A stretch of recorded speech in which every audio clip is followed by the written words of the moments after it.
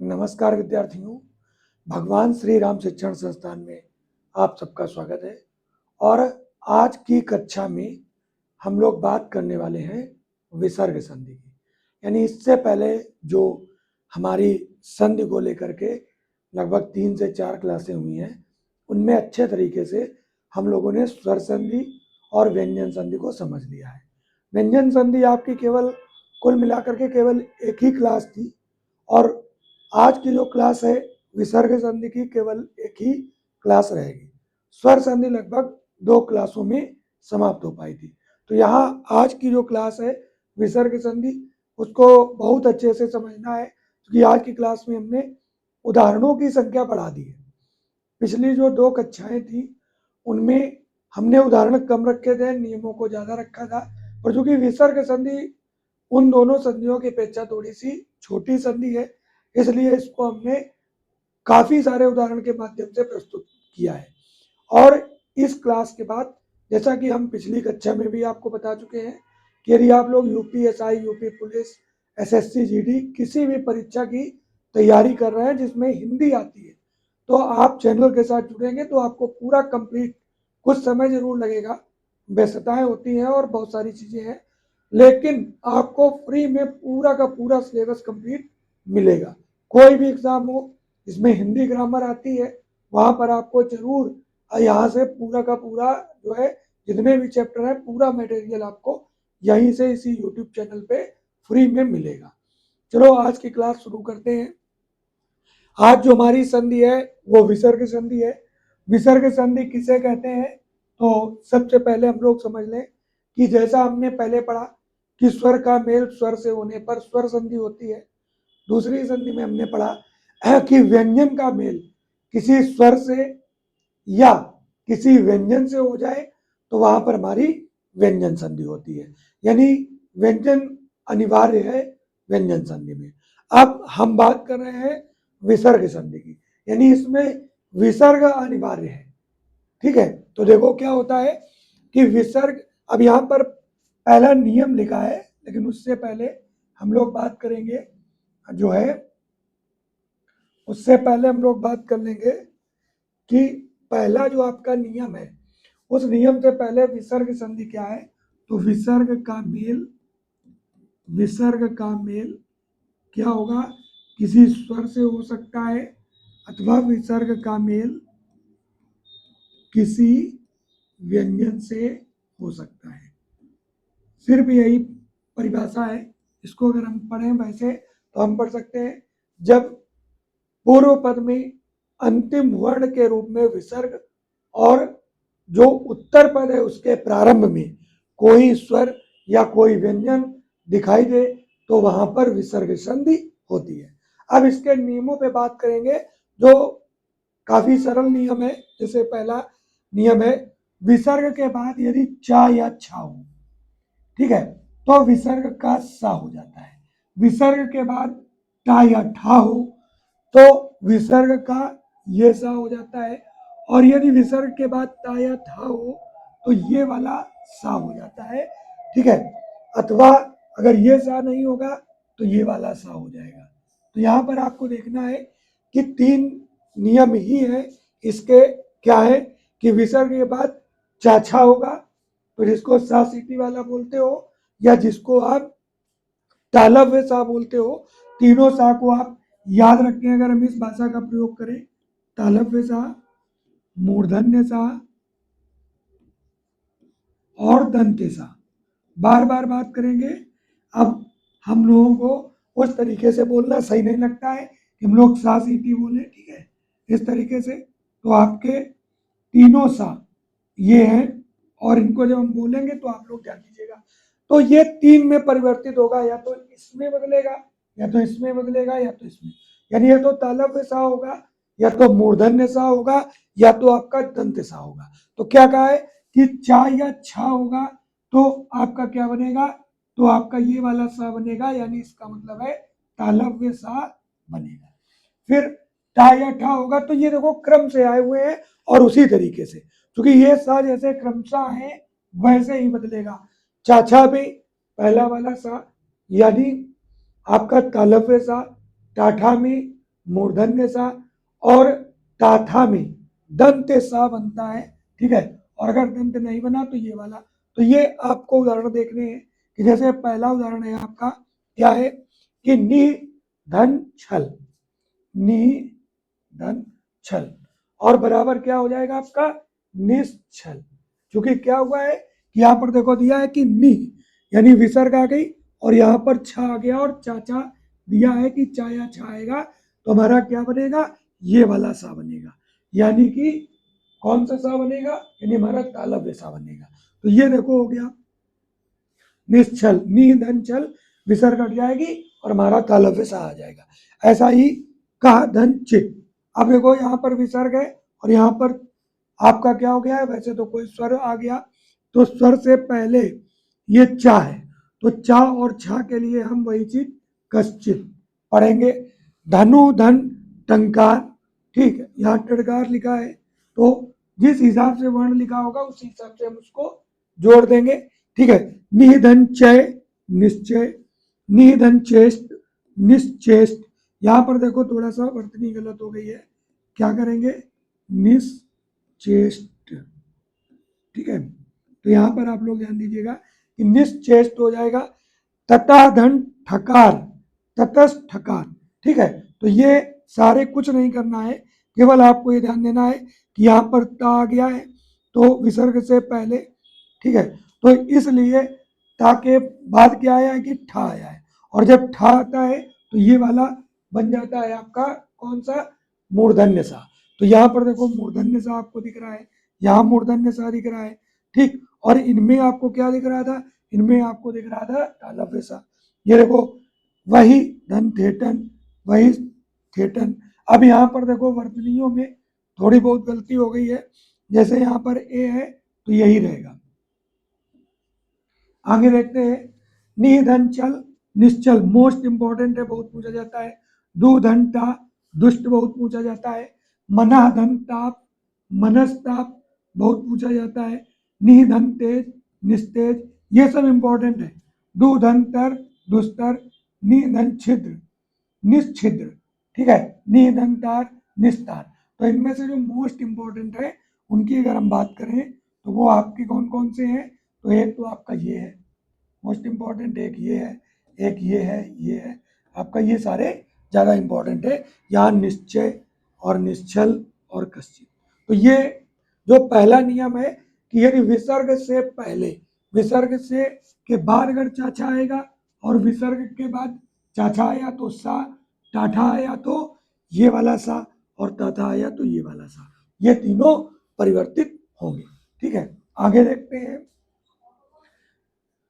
अब दूसरा नियम आता है कि विसर्ग के बाद अगर ये सा आ जाए, पहले तो देखो उसमें क्या कहा था कि विसर्ग के बाद चाचा आएगा तो तालव्य सा, ठीक है, टाठा आएगा तो मूर्धन्य सा, और ताथा आएगा तो दंत सा बनेगा।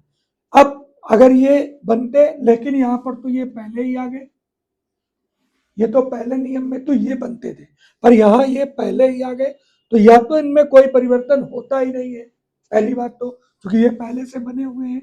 अगर पहला नियम आपको अच्छे से पता है तो आप समझ जाएंगे कि जब पहले नियम में ये बनते हैं तो इसका मतलब इनके चेंज होने की अब कोई संभावना बचती ही नहीं।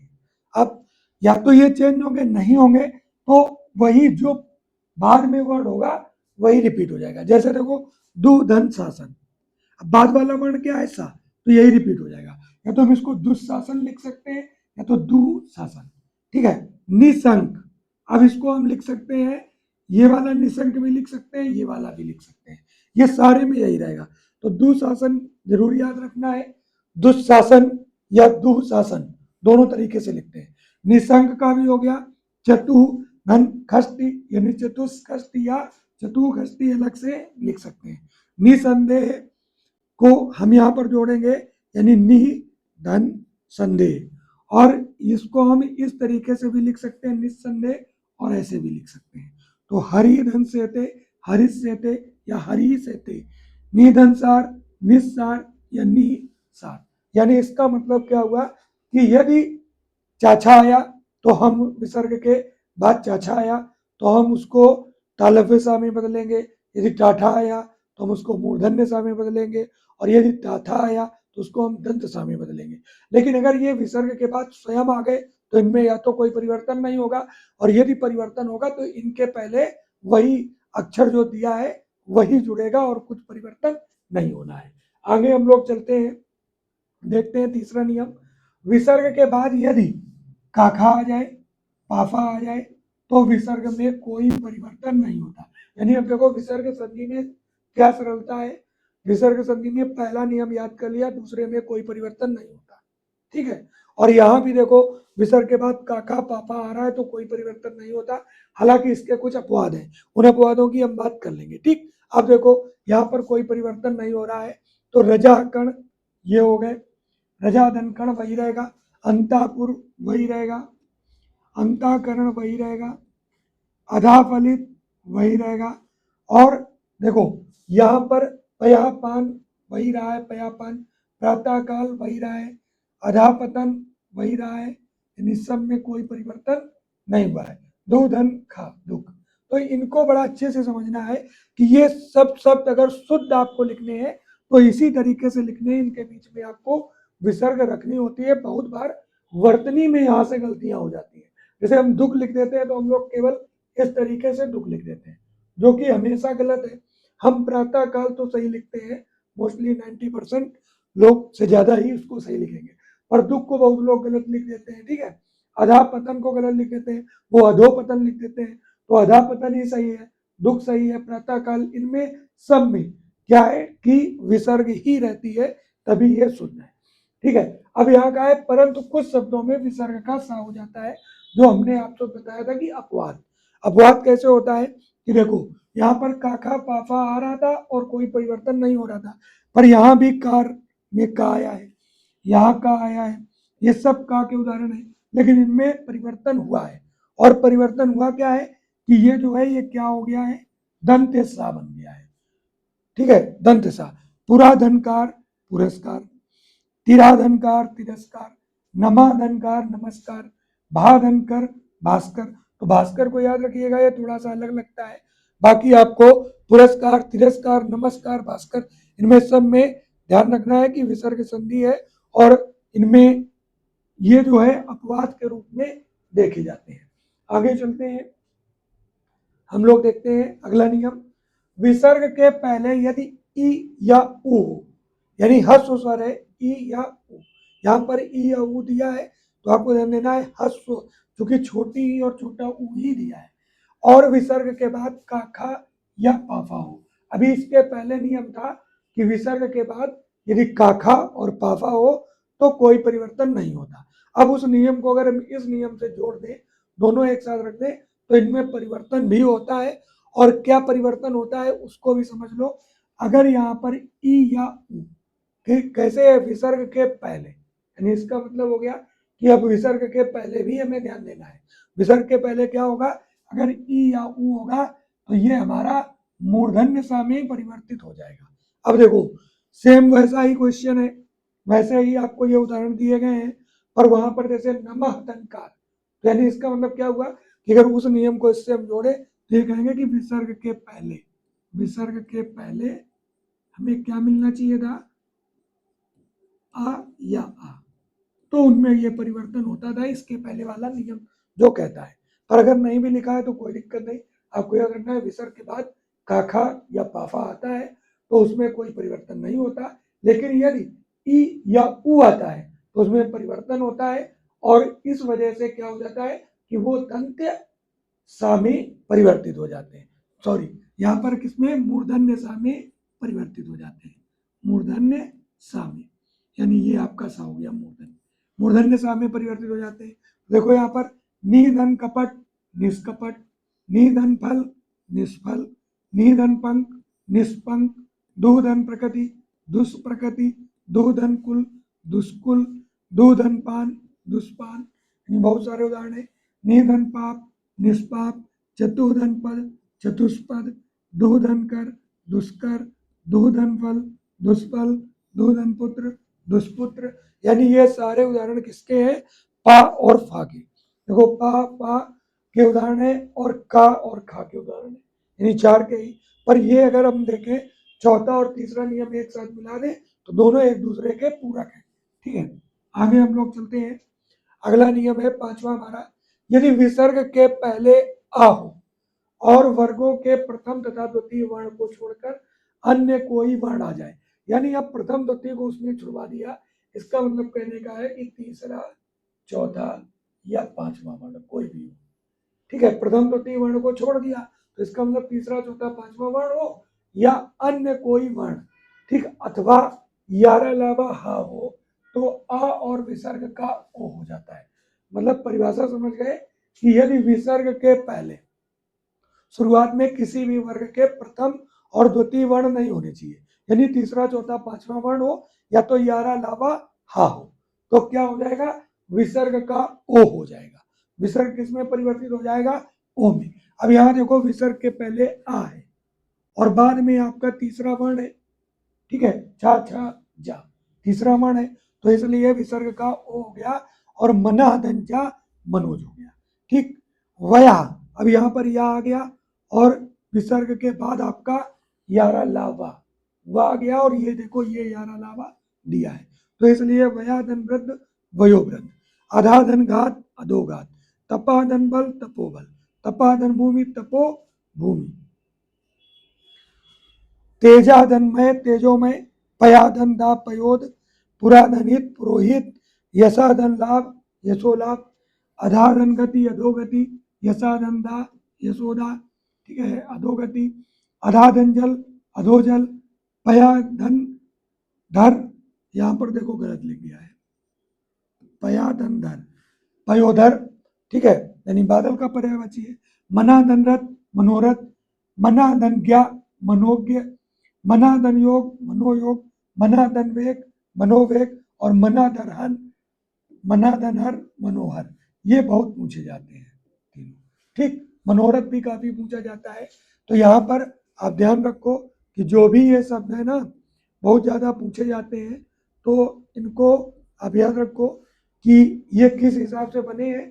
तो हमने पढ़ा है कि विसर्ग के पहले यदि आ होगा और विसर्ग के बाद क्या होगा, किसी भी वर्ग का तीसरा चौथा पांचवा वर्ण या तो यारा लावा हा में कुछ भी होगा तो विसर्ग का ओ हो जाएगा। आगे बढ़ते हैं हम लोग, इसी के और उदाहरण है, सराधन वर सरोवर, यशाधन गान यशोगान, मनाधन बल मनोबल, तबाधन गुण तमोगुण, मनाधन राज्य मनोराज्य, तो इसमें यशोगान पूछा जाता है काफी, मनोबल काफी पूछा जाता है, तपाधन धन तपोधन, यशाधन धन। अब देखो यहाँ पर फिर से गलती कर दी है, यशाधन धरा यशोधरा, मनाधन नयन मनोनयन, सराधन रू सरोरु, मनाधन विकार मनोविकार। तो यहाँ पर हमारा ये नियम भी समाप्त हो जाता है।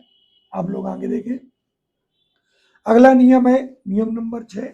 वैसे तो हमने आपको कहा है कि दो दो नियम एक दूसरे की पूर्ति कर रहे हैं, उन नियमों को आप छोड़ करके उसका जो है नोट्स बना सकते हैं। आगे देखें, इसमें क्या दिया है कि विसर्ग के आगे पीछे आ हो, अभी उसमें क्या था, विसर्ग के पहले आ हो, ठीक है, और बाद में तीसरा चौथा पांचवा वर्ण हो, ये यार अलावा हा हो। पर यहाँ कह दिया विसर्ग के दोनों तरफ आ हो, आगे की तरफ भी और पीछे की तरफ भी।